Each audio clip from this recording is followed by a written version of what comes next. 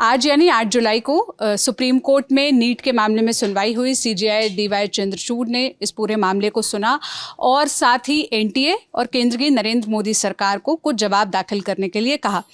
सुनवाई के दौरान सीजेआई ने 2-3 बातें कही जो महत्वपूर्ण है। एक, रीनीट जो री एग्जामिनेशन की बात हो रही है उसको लेकर सीजेआई ने अपना पक्ष रखा है, टिप्पणी की है। साथ ही इस पर जो पूरा मामला सामने आया है कि कैसे 67 बच्चों को 720 में से 720 नंबर मिल गए, इस पर एनटीए से जवाब मांगा है। और भी कई महत्वपूर्ण बातें इस पूरी सुनवाई के दौरान हुई। मेरे साथ निखिल हैं जो इस पूरे केस को फॉलो कर रहे थे, इस केस पर नज़र बनाए हुए थे। हम सिलसिलेवार तरीके से समझते हैं कि आज यानी 8 जुलाई को सुप्रीम कोर्ट में क्या क्या हुआ, सीजेआई की बेंच में किसने किसका पक्ष रखा और क्या निकल कर आया। निखिल, शुरू से शुरू करते हैं। क्या मेजर पॉइंट्स थे जिस पर चर्चा शुरू हुई? देखिए, मेजर पॉइंट्स तो यही है कि सुप्रीम कोर्ट की आज की सुनवाई में सबमिशंस कुछ हुए जो पिटिशनर्स हैं उनकी तरफ से। कुल 6 पिटिशनर्स हैं, अलग अलग, मतलब 6 मामले हैं जिनको क्लब करके सुना जा रहा है। और उनकी मांग ये है कि नीट का दोबारा एग्ज़ाम होना चाहिए। जो अभी एग्ज़ाम हुआ है मतलब वो बियॉन्ड रिपेयर वाली स्थिति में है, इसलिए आप सबका एग्ज़ाम दोबारा करवा दीजिए। तो इसके ऊपर उन्होंने अपने रिप्रेजेंटेशन रखा। भारत सरकार की तरफ से सॉलिसिटर जनरल तुषार मेहता आज उपस्थित हुए थे, पेश हुए थे। तो ये चीज़ आपको बताता है कि अब गवर्नमेंट फाइनली इसको सीरियसली ले रही है कोर्ट ऑफ लॉ में भी, क्योंकि उनको भी ऐसा लग रहा है कि इसको उन्हें मैनेज करना पड़ेगा। तो आइटम नंबर 31 था ये आज की सुनवाई में, और जस्टिस पारदीवाला थे इसमें, सीजेआई चंद्रचूड़ तो थे ही, और जस्टिस मनोज मिश्रा। ये एक ट्रिपल बेंच थी। और इन्होंने कहा कि सुनवाई से पहले जब आइटम नंबर 31 नहीं आया था तभी उन्होंने पूछ लिया था कि कौन कौन पेश हो रहा है, किन पक्षकारों की वजह से। और उन्होंने ऑफिशियली सुनवाई शुरू होने से पहले उन्होंने ये कह दिया था कि हम पहले सुनेंगे पिटिशनर्स को, कि जो याचिका करता है पहले वो अपना पक्ष रखेंगे, उसके बाद फिर हम सुनेंगे सरकार को और एनटीए को। और बात ये उन्होंने इसलिए भी क्लियर किया क्योंकि एक पिटिशनर और आ गए थे आज जब सुनवाई शुरू नहीं हुई थी। उन्होंने मेंशन किया बेंच के सामने अपनी प्ली को। ये 56 छात्र हैं गुजरात के जिनका कहना है कि रीनीट नहीं होना चाहिए। तो अब वो हर तरह की याचिकाएं सुप्रीम कोर्ट के पास चली गई हैं। और आज का हाई पॉइंट अगर आप देखें एक लाइन में, तो कोर्ट ने कहा है बार बार कि इस चीज़ से इनकार नहीं किया जा सकता है कि लीक हुआ है, पेपर लीक हुआ है। अब बात सरकार भी मानती है। सॉलिसिटर जनरल ने मतलब जैसे ही सीजीआई ने, क्योंकि वो खुद मतलब वो ये सारी चीज़ें कह रहे थे, उन्होंने कहा था कि मैं आपको अंग्रेजी का वो वाक्य पढ़ के भी सुना दूं क्या? जी, उन्होंने लिखा है कि वन थिंग इज क्लियर कि लीक हुआ है, ये शब्द थे सीजीआई के। तब सॉलिसिटर जनरल ने कहा कि एक जगह पे हुआ है। वो पटना वाले सेंटर की बात कर रहे थे जहाँ पे एक पूरा केस ईओडब्ल्यू ने ये किया है और वहाँ पे छात्रों की गिरफ्तारियां भी हुई हैं। और ये उसी सेंटर की बात है जहाँ पे ये था कि एक दिन पहले पर्चा मिल गया और बच्चों ने याद किया, और फिर उसमें फिर वो लंबी चौड़ी कंट्रोवर्सी है। सम्राट चौधरी ने कह दिया कि तेजस्वी के कोई जानने वाले थे, उनके कहने पे एनएचएआई का गेस्ट हाउस बुक हुआ था। फिर एनएचएआई का क्लैरिफिकेशन आ गया कि एनएच का तो कोई पटना में गेस्ट हाउस नहीं है। ये सब होता रहा। अब कोर्ट के सामने है, तो बेंच ने जितनी बातें कही हैं सुनवाई में, उसमें उन्होंने बार बार इस चीज़ को मेंशन किया है कि हम ये जानने में इंटरेस्टेड हैं कि ये जो लीक हुई है ये कितनी बड़ी लीक है। पहली चीज़ माने कितनी जगह पे लीक हुआ। दूसरा, हम जानने में इंटरेस्टेड हैं कि इस ये जो लीक हुई है और उसके बाद में जो फाइनल एग्ज़ाम जब कंडक्ट हुआ है जिस दिन और जिस समय पे, उसके बीच में कितना टाइम था। मतलब अगर कोई लीक हुई तो फिर वो जो लीक हुआ पर्चा कितने लोगों तक पहुंच पाया, उसके लिए समय कितना था। और तीसरा, वो तरीके को जानना चाहते हैं कि किस तरीके से, टेलीग्राम से हुआ है या सोशल मीडिया से वगैरह वगैरह। और फिर उन्होंने इस तरह के सवाल उठाए हैं कि क्या नीट का जो पूरा एग्ज़ाम पैटर्न है, जिस तरह से परीक्षा ये ली जाती है और जो एजेंसीज को करवाती माने एनटीए, क्या वो पूरी तरह ये एग्जामिनेशन ही कॉम्प्रोमाइज़ हो गया है जिस तरह से किया जाता है? क्या एसओपीज़ ही फॉलो नहीं होते हैं? और उनका ये कहना था सीजीआई का कि अगर एग्ज़ाम की इंटेग्रिटी ही क्वेश्चन हो जाती है, अगर ऐसा सामने आता है कि जो प्रॉब्लम है वो 1 या 2 या 3 सेंटर पे ना होके पूरा सिस्टम में ही प्रॉब्लम थी, और ये समझ में आता है कि जो ऐसे छात्र हैं जिन्होंने लीक का फ़ायदा उठाया, और कुछ तो बोनाफाइड छात्र हैं जो अपनी तैयारी करके गए थे, उन्होंने पेपर दिया। उन्होंने कहा अगर हम इन दो समूहों को अलग नहीं कर पाते हैं, अगर हम पता नहीं कर पाते हैं कि कौन गलत अनफेयर मीन से परीक्षा में बैठ रहा है और उसका लाभार्थी बेनिफिशियरी शब्द का इस्तेमाल किया, तो उन्होंने कहा कि ऐसे केस में फिर हमें सोचना पड़ेगा रीटेस्ट के बारे में। लेकिन सीजीआई ने ये भी कहा है कि अगर ये लीक एक लोकलाइज्ड एक इवेंट था, ज़्यादा उसमें टाइम नहीं बीता था और कुछ ही सेंटर्स की ये बात है, तो वहाँ पे एक छोटे रीटेस्ट के बारे में भी सोचा जा सकता है। तो उन्होंने कहा कि अभी इस मैटर को उन्होंने क्लोज नहीं किया है। उन्होंने 11 तारीख लगाई है सुप्रीम कोर्ट में फिर से, और सुप्रीम कोर्ट में कहा गया है दोनों पक्षों को कि आप थोड़ा सा और जानकारी लेकर के हमारे पास में आइए। तो पिटिशनर्स जो हैं, याचिकाकर्ता हैं अलग अलग 6, उनसे कहा गया है कि आप सब लोग आपस में मिल बैठ के बात कीजिए और हमको गुरुवार के रोज़ 11 तारीख जो 11 जुलाई होगी उसमें आपको कंसोलिडेटेड आर्गुमेंट देना है जो 10 पन्ने से ज़्यादा नहीं होना चाहिए।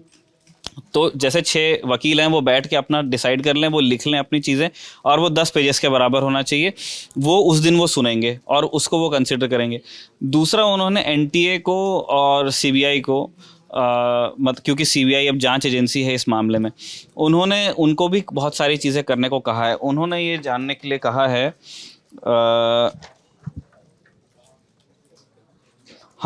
उन्होंने ये जानने को कहा है कि हम पूरा तरीका जानना चाहते हैं कि किस तरह से एग्ज़ाम के पेपर्स हैंडल होते हैं। उन्होंने कहा कि हम जानना चाहते हैं प्रिंटिंग प्रेस कहाँ है इसकी, प्रिंटिंग प्रेस के पास डेटा कैसे जाता है कि ये इस बार का क्वेश्चन पेपर है, नीट यूजी का आपको छापना है।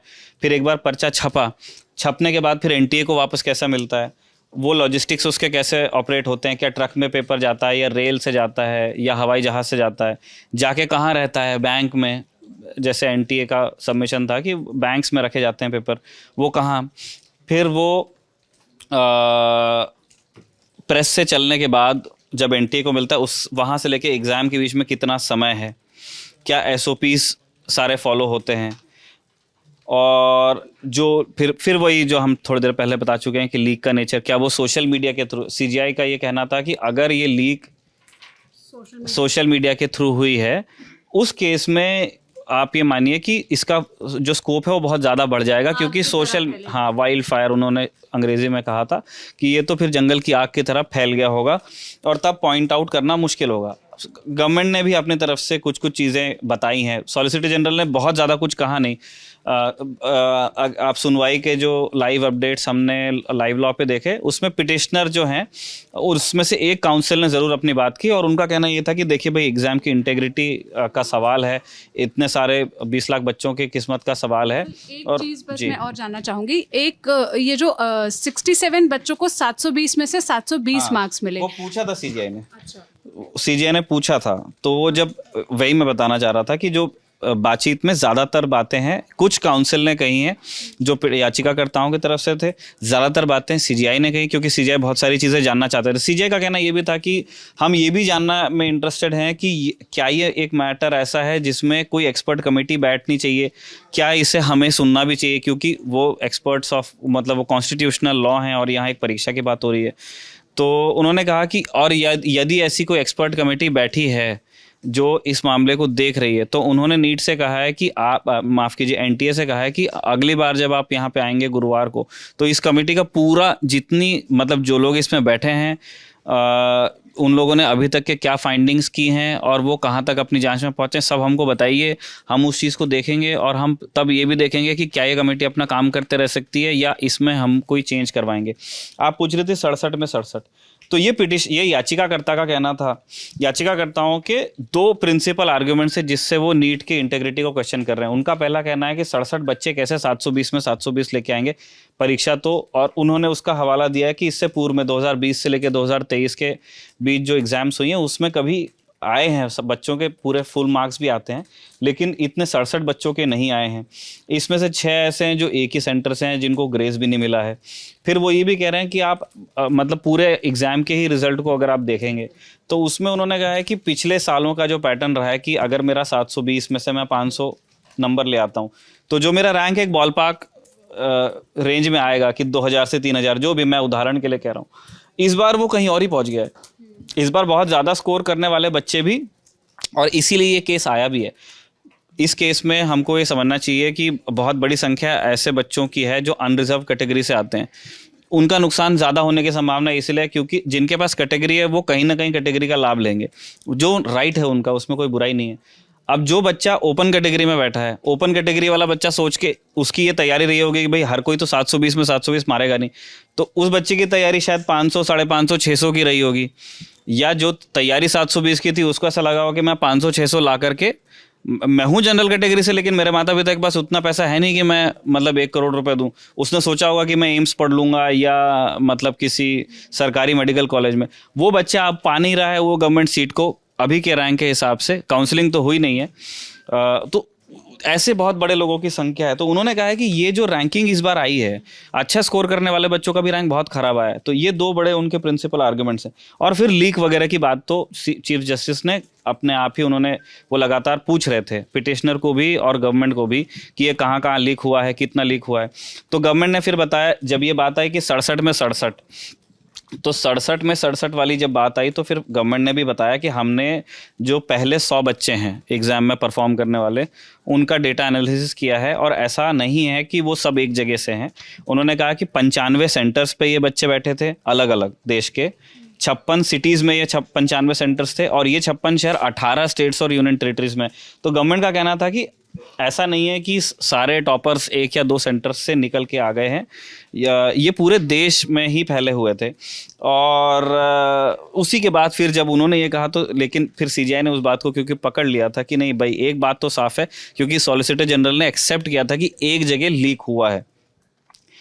फिर ये सारे जब दोनों तरफ के सबमिशन, लोग तो कम से कम एक सेंटर से फुल मार्क्स पाने वाले हैं। और फिर वो केस के स्कोप को लेकर के भी है। उन्होंने कहा कि भाई पिटिशन, जब ये बातें होने लगे कि नहीं ये उतना बड़ा नहीं है, तो जो याचिकाकर्ताओं के वकील थे उन्होंने कहा कि आप, वो सरकार और एनटीए से कह रहे थे कि आप दोनों बातें कैसे कहोगे।